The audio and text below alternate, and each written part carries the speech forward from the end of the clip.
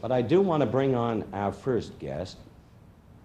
He's a magnificent young man.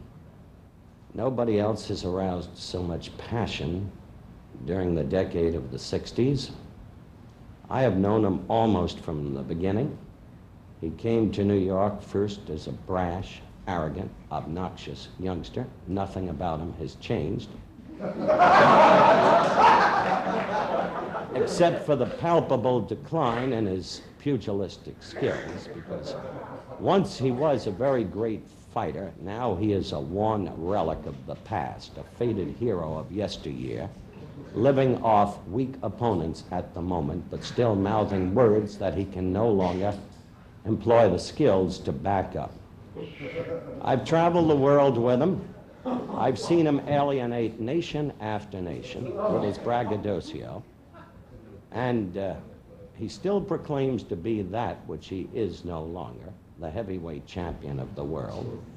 So I am going to bring out, in all of the futility that emblazons his current efforts, the former heavyweight champion of the world, Muhammad Ali.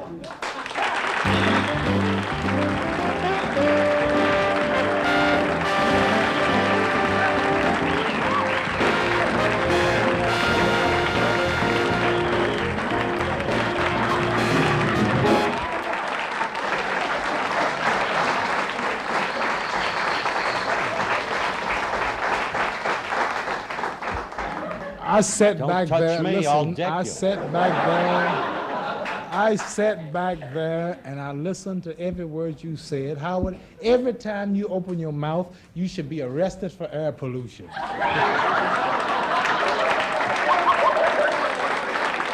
You give me more trouble. You give me more trouble than my opponents. Now, like, heard you were going to host a show, so I thought I would give you the honor of coming to talk with you. Now, what do you want to talk about? I want to talk with you, first of all, about the fact that you would still be in impoverished anonymity in this country if I hadn't made you famous. Now listen, listen. Now he's awful serious. I mean, you told me you made Floyd Patterson popular, but you know yourself, if it wasn't for me, you wouldn't really be who you are today.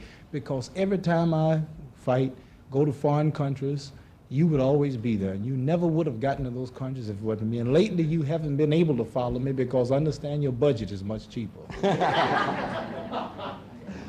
What was it you told me? Don't make so much of that football guy, Dandy Don. We're still the #1 act. Is that what you told me when you were in training for Frazier?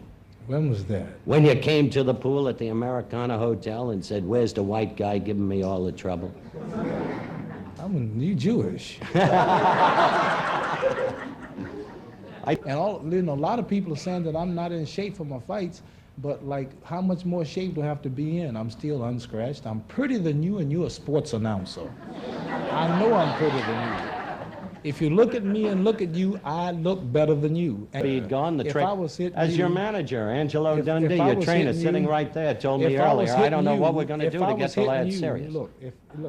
Look, Joe Frazier, I wasn't in shape when I fought Frazier, many of them said. I was off 3 years. But yet it was Joe Frazier who had to be under intensive care for 1 month. When I fought Mac Foster, I was 226. They say the heaviest of my career. Mac Foster the other day just got out of the hospital in Japan.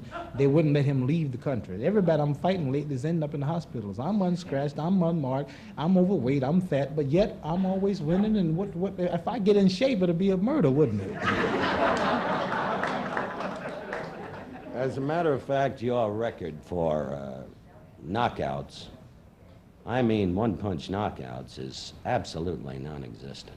You lack the killer instinct. Only one time. You no when I longer fought have Sonny the Liston. hand and the foot speed. Only You're when I fought- overweight. You're not serious about your profession.